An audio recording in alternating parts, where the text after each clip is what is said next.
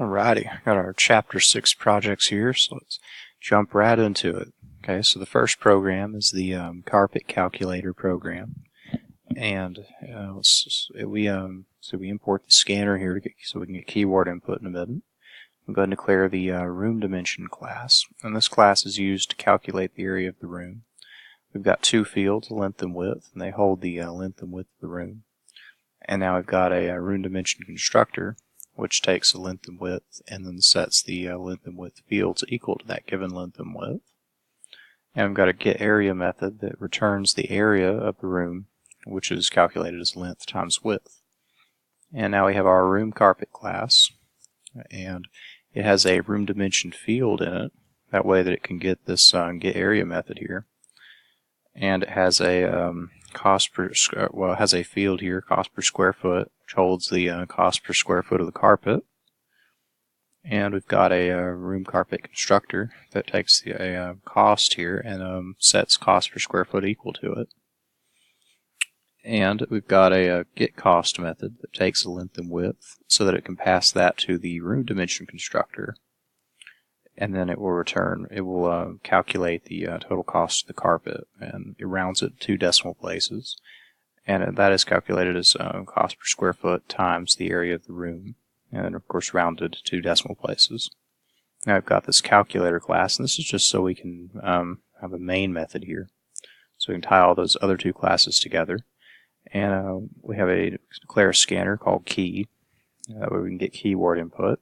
And we ask the user for the length of the room, and the width of the room, and the cost per square foot of the carpet. Then we declare a new carpet object with a given cost, and we calculate and display the total cost of the carpet by passing the length and width that was given to the getCost method, which in turn calls the getArea method. So there we go. So let's run that. See if it'll work here. There we go. And let's see. So let's try a room with 10 by 10 with $3 per square foot is $300. So that is correct. And this will work with other values too, because everything is written with declared with doubles. So like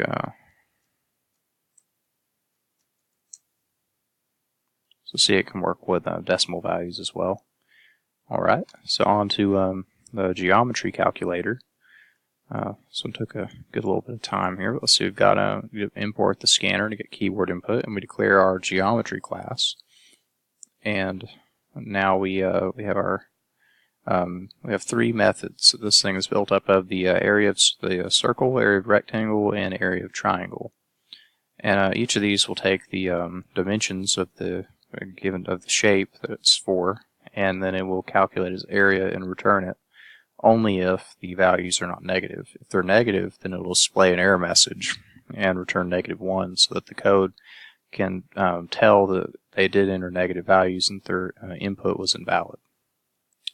See right here, we've got area of circle. It takes the radius, it's double, and if the radius is less than 0, if it's negative, it'll display an error message and return -1 for the area. Otherwise, it will return the area of the circle. And now we've got our area of rectangle. Takes the length and width of the rectangle, and if either of those are less than 0, if they're negative, it will display an error message and return -1. Otherwise, it returns the area of the rectangle, which is calculated as length times width. Now I've got our area of triangle method, and it takes the base of the triangle and the height of the triangle, and if either of those are less than 0, if they're negative, it will display an error message and it will return -1. And otherwise, it will just return the area of the triangle, which is base times height times 0.5. Now we've got our main method here. We declare a new scanner object called key, so we can get keyword input. And we have our flag variable here, keep running. That tells us how long that tells the while loop when to stop. And then we've got the choice variable here. It holds the user's choice. And we've got variables to hold the dimensions of the shapes, and variables to hold the area of the shapes. Now we display the menu. Really, it's just almost all the menu except for this enter your choice thing. And I've built that under the loop that way that it would display every time, like again and again, instead of trying to display it up here. It would be built into this loop. But yeah, prompt them for their choice, and then we store that choice, store that in choice. And if they selected a circle, so choice equals 1, then we would ask them for the radius of the circle, and we'd store that radius, and then we would calculate the area of the circle. And if the area of the circle is greater than -1, if it's not negative, then system well, I could read it, but it will print the area of circle of the circle. And let's see, now we've got, oh, and also if it did happen to be negative, then what this does, it prevents it from displaying an area, because then it would just print -1 out to the screen, and the error messages are built into the methods in the geometry class. So now we've got the rectangle choice here, so if they entered 2, we ask them for the length of the rectangle and the width of the rectangle, and now we would calculate that area. If it's greater than -1, if they didn't enter negative values, we'll display the area of the rectangle. And if they chose the area of a triangle, choice equals 3, then we would ask them for the base of the triangle and the height of the triangle. And we would calculate the area of the triangle. And then if that area is greater than -1, if they didn't enter any negative values, then we would display the area of the triangle. And otherwise, if they selected quit, so choice equals 4, then we would set keep running equal to false. And what this will do, this will end the while loop, and thus ending the program.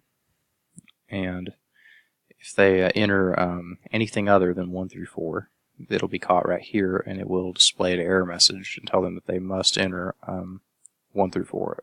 Their choice can only be 1 through 4. So let's test this out here.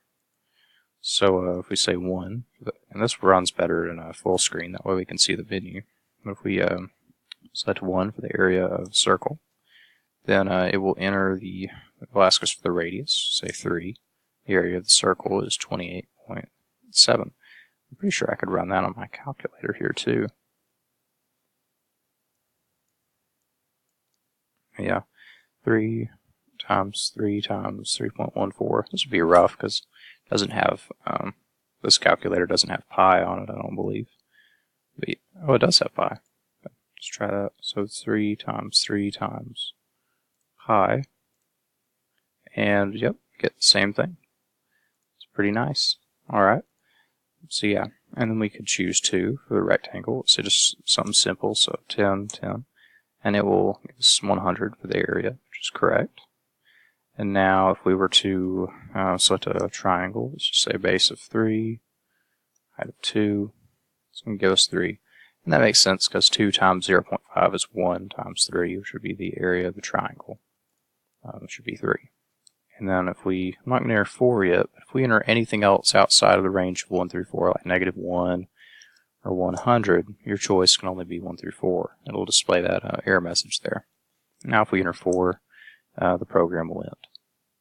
Alright, so let's shrink that back down and jump over to the coin toss program, or the coin toss game. Alright, so this was built off of the previous assignment with the coin toss simulator, but I had to modify it quite a bit.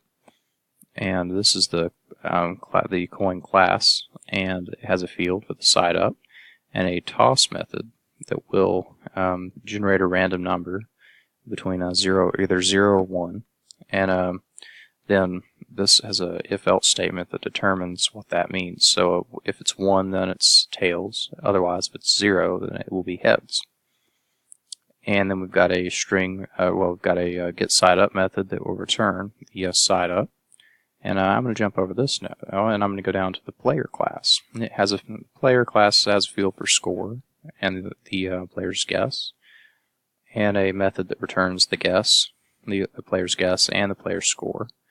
And these methods here that are useful in the actual program, where it can increase or decrease the score if the user's right or wrong. And those are the increment score and decrement score methods. And now we've got this guess method here, and it works pretty much like the toss method, except it generates a guess. Alright, so let's go up to the main method where we actually see this in action. And we've got just plays coin toss. So we declare a new coin object, and we declare two player objects, player 1 and 2. All right. One important thing is that I remember in the last in the actual coin toss simulator, they had a constructor that would call the toss method, and in this case for the players it would have been the guess method. And I had that originally, but it caused a lot of trouble with the loop, so I found that it was more efficient to just take those constructors out, use a default constructor. That way I could just call the guess methods and then the loop and display it, since we're more worried about the player's scores and not how many times it lands on either side and that kind of stuff. So I found that was a bit more efficient than that for this coin toss game. But now and what we check here is if the player scores while they're less than 5, because if they get 5, if their score is 5, then they've won the game. So we don't want to keep running this. And we've got to have each player take a guess, and we toss the coin, and then we display the guesses and the side of the coin that it landed on. And then we right here we check to see if the player is correct. And if the player 1's guess was correct, we increment his score. Otherwise, we decrement his score. And if player 2's guess was correct, we increment his score. Otherwise, we decrement his score. So the same kind of logic there for both of those. Determine their scores. And now down here we have another if-else clause inside of here, and this determines if the player wins. And if this is afterneath the afterneath, it's not even a word, but after the while loop here, and this determines who won. Yeah, see, this would be after the while loop. Yep, good. Make sure of that. But yes, we've got this is the case where player 1 wins. So player 1's score is greater than player 2's score, and from here we know that since the while loop was able to end, that means that player 1's score or player 2's score, or maybe even both of them, have to be equal to 5. So if player 1's score is greater than player 2's scores, if player 1 had 5 points, then we print out player 1 wins. Otherwise, if it's the other way around, we print out player 2 wins.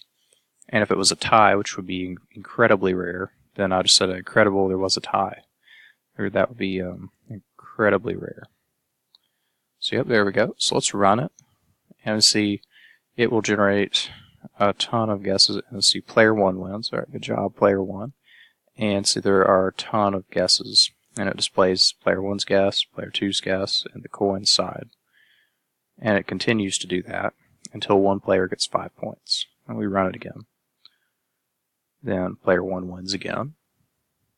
And he wins again. So and player 2 wins. There we go. I wanted to demonstrate that both of them could win. And I have not yet gotten a tie. I run this a bunch of times and still can't get a tie. There we go. That is our Chapter 6 projects.